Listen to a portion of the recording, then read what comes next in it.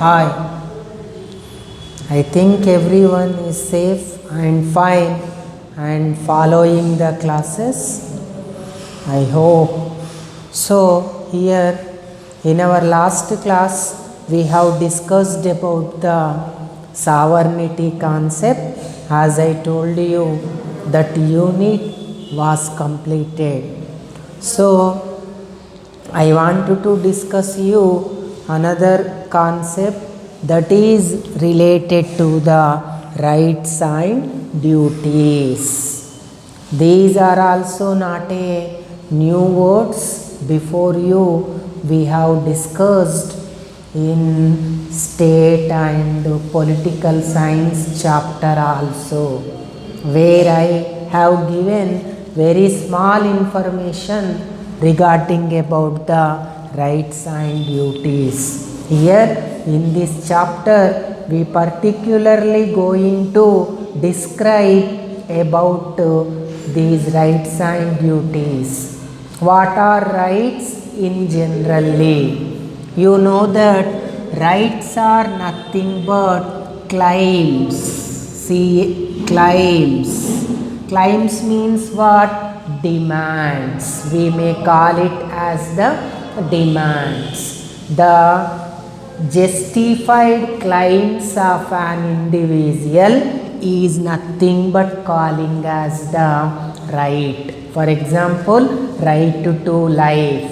Every person have the right to spend their life peacefully on this earth. That is one of the constitutional right. Right to freedom, right to liberty. In this way, these are the few of the examples of rights or fundamental rights. That in this way, rights we can say that they are the justified claims or demands of an individual.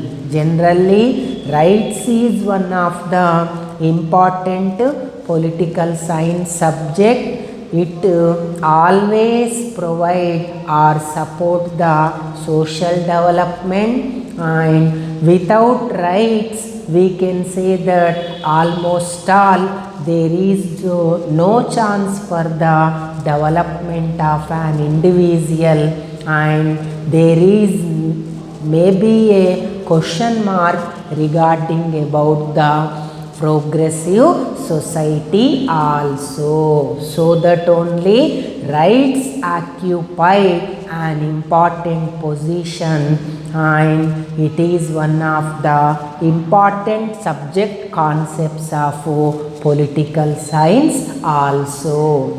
And the next one is the duties. You know that duties are nothing but obligations, or in our general terminology we may say that those are the responsibilities. So whatever we are going to perform fundamentally towards the development of state and society, such compulsory obligations or responsibilities we may nothing but calling as the duties. In this way, rights and duties are inseparable. We may not be able to separate them. They are like a coin. You know that coin, two sides are there. One is head and other one is the tail. Like that, if rights are heads,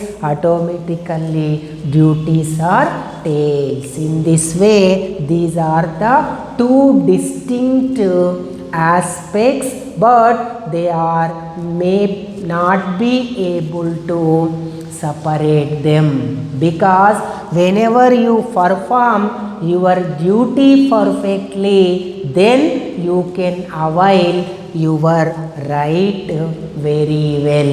In this way, always rights follows the duties. Duties will give the chance to avail the rights. For example, if you complete your homework, that is your duty, then you will have a chance to demand for your right in the college. In this way, duties and rights are inseparable. So from today onwards in this class we are going to discuss about these two concepts. Now at first level we are going to discuss about the in-depth nature of rights briefly. So in our political science, the definition of rights were given by different political scientists. Even though the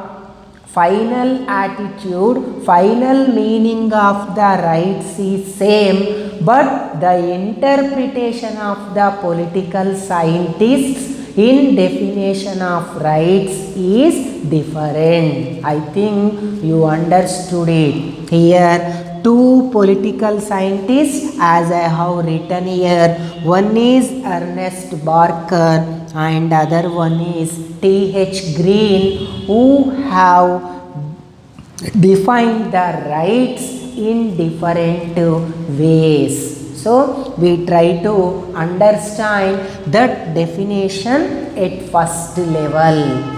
According to Ernest Barker, rights are the external conditions necessary for the development of the capacities of personalities of the individual. Very simple definition and very useful definition also. Here if you go through this definition, you can find out few important aspects, that is rights are external conditions. These are related to the external activities or external conditions which will improve the capacities. They always try for the development of the capacities of an individual. Not only that, they are also useful conditions. In such conditions, an individual can develop his personality also. In this way, in brief manner, if we understand the Ernest Barker's definition, we can say that rights are external conditions which will develop the capacities and personality of an individual, so that rights are necessary for the development of personality of an individual. And the second other definition is given by the T.H. Green. Here what is this definition is going to give us, that is rights are those powers claimed. Those are the powers claimed. We can demand. Those rights are having such powers we can claim, and recognized as contributory to common good. They are recognized.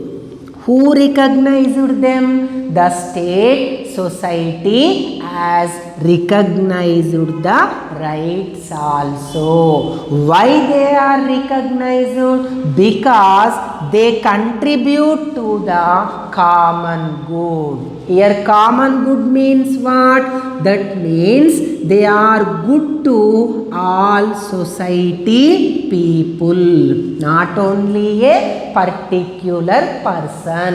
In this way, rights are going to contribute to common good, or they do good to the society. They are recognized by the state and society, and they are the powers claimed by an individual. This is another important definition of the rights given by the T.H. Green. In this way, we can, from these two definitions, we can try to understand the aspects of the rights. That is, external conditions, they develop the capacities of an individual, they develop the capacities of a personality development of an individual. Not only that, those powers can be claimed by an individual, and rights are also recognized by state and society as because they contribute to the common good or contribute society good. This is the basic aspect of the rights. In this way, existence of rights is not only useful, they have to be recognized by the state and society, and they are also properly utilized by an individual. These three are the important aspects: existence, recognition, and properly utilization. These are very important aspects for everything also. So, after understanding this definition, at the second level, we try to understand the features of rights. Features means generally characteristics. There are 6 characteristics are there. One by one we try to understand. First one, rights are possible only in society. You know that rights originated in society. They recognized by the state and society. So that only they are possible only in society. Because of that only we may say that rights are social in nature. Out of state we cannot see in the aspects of the rights. In this way, rights are originated in society, recognized by state and society. They exist in the society only. Outside of the society, state, they are not going to exist, so that they are always possible only in society. And rights are inherent in nature. Inherent means inside in our general terminology. They are already in nature. They are already in nature. They are not new. Before state and society origination only rights are there. But afterwards state and society are recognized the rights. In this way, historically we can see that rights are in nature, they are inherent in nature. Like that, right to life, right to birth, right to property. These are not artificial things. Already they are inherent in the nature. So that only we are able to spend the life since before the formation of the state and society. This is the basic aspect. And rights are universal. That means rights are applicable to all, not only few people. They are applicable to all. There is no question of discrimination or partiality based on artificial issues like religion, region where you live, what language you speak, what religion you belongs, what creed you belongs. On these issues, rights never be discriminated. Those are applicable to all. So that only we may call it as the universal.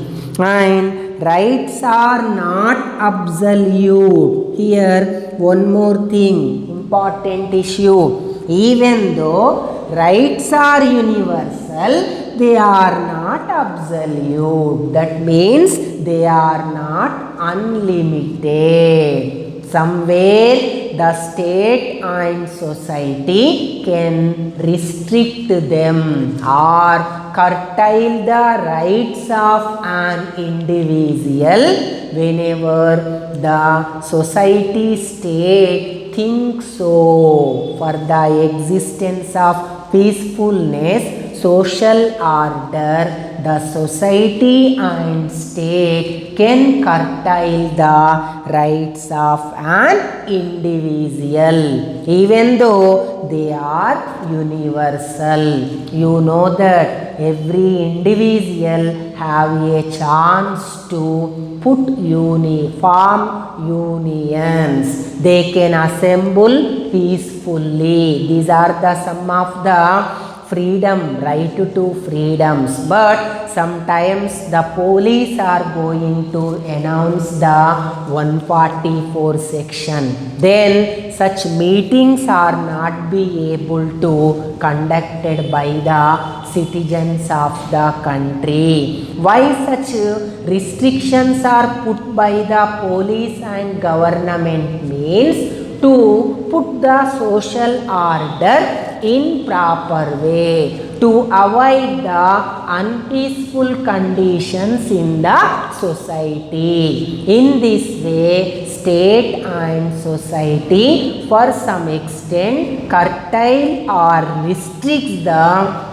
rights of an individual for the benefits of society and its people.